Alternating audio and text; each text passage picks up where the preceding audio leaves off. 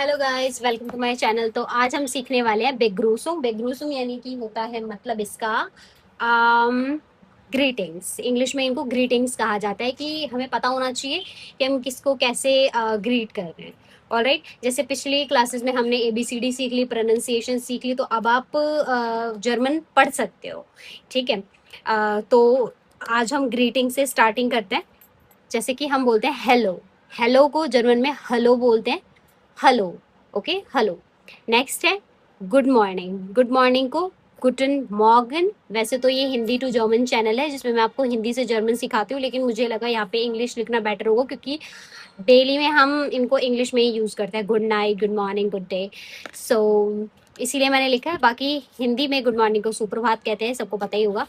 ठीक है, तो सुप्रभात यानी कि गुटन मॉर्गन। गुटन मॉर्गन। अगर हमें गुड डे बोलना हो, ठीक है, कि आपका दिन अच्छा हो, तो उसके लिए हम बोल सकते हैं गुटन टाग।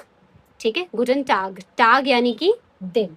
ठीक है, टाग यानी कि दिन या डे। गुटन मतलब कि अच्छा, ये तो आपको पता ही होगा।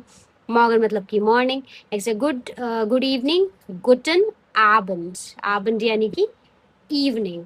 ठीक है, शाम। नेक्स्ट है गुड नाइट। इसका गुटन नहीं होता है, जैसे कि आपको दिख रहा होगा, यहाँ पे मैंने एन बनाया था लेकिन मैंने वो एन काट रखा है। ठीक है, अच्छे से। ये गुटन गुटन गुटन। लेकिन गुटन नक्ट में गुटन नहीं आता है, ये होता है गुटे नक्ट। गुटन नक्ट। ठीक है, गुटे नक्ट। गुटन नक्ट नहीं होता है। ठीक है, यहाँ आपको केयरफुल रहना है। ठीक है, कि गुटन नक्ट नहीं करना है। गुड नाइट बोलना होगा तो हम बोलेंगे गुटे नक्ट। नक्ट यानी कि नाइट। ऑलराइट। नेक्स्ट हमारा है बाय। बाय को हम बोलते हैं चूस। ठीक है, चूस। ध्यान रखना है, यू की साउंड ई और यू मिक्स होगी। चूस, चूस, इस तरीके से। नेक्स्ट है आउफ वीडरजेन। ओके, ये होता है हमारा फॉर्मल। ठीक है, फॉर्मल में यूज होता है और जो हम अपने दोस्तों फ्रेंड्स इन सबके साथ मतलब यूज कर सकते हैं। तो आउफ वीडरजेन आप हर जगह यूज कर सकते हो, ये बहुत ज्यादा मतलब सेफ है। लेकिन चूज आपको सिर्फ और सिर्फ अपने फ्रेंड्स सर्कल और अपनी फैमिली वगैरह में ही आप यूज कर सकते हो। नेक्स्ट हमारा है ऑफिस वगैरह में चूज ना यूज करें, बचें इस चीज से। ऑलराइट, अगला हमारा है यहाँ पे थैंक यू। थैंक यू जो कि बहुत ही ज्यादा डेली कन्वर्सेशन में यूज होता है, तो वहां पे हम बोल सकते हैं डांक। ठीक है, डांक। डांक यानी कि थैंक यू।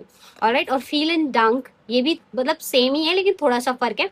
डांक यानी कि थैंक यू बस, और फील इन डांक का मतलब हो जाता है थैंक यू वेरी मच और आपका बहुत बहुत धन्यवाद। इस टाइप से फील इन डांक हम यूज करते हैं। ये एन है, अगर आपको कोई भी स्पेलिंग ना समझ आ रही हो तो आप बता सकते हो मुझे। ठीक है, तो फिर ये डांका लिखा हुआ है। अगला हमारा है यू आर वेलकम, तो उसको हम बोलते हैं बिटर। ठीक है, जैसे आप किसी ने आपको डांका बोला, ठीक है, डांका बोला, तो आप बोल सकते हो बिटर। ओके, और या फिर आप बोल सकते हो बिटर शून। ठीक है, तो ये शॉन नहीं है, दोबारा से बता देती हूँ मैं, शून। ठीक है, बिटर शून। नेक्स्ट है प्लीज। प्लीज को भी बिटर बोला जाता है, बाइडस एंड ग्लाइश। ठीक है, इसका मतलब दोनों सेम है लेकिन मीनिंग अलग अलग है। बिटे का मतलब योर वेलकम भी होता है, डांक के बाद आप उसको बोल सकते हो।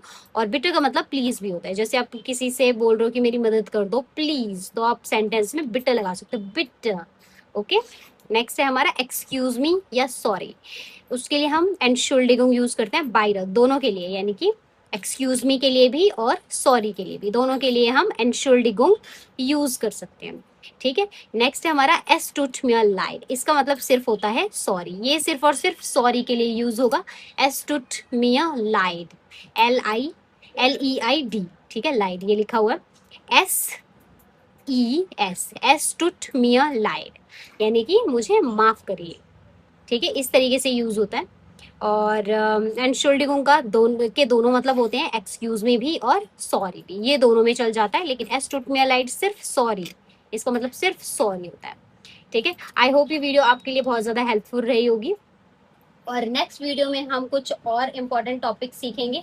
ठीक है, और तो बने रहिए मेरे चैनल पर और like subscribe and share my channel if you like it. So मिलते हैं अगली वीडियो में। Bye bye guys, thanks for watching.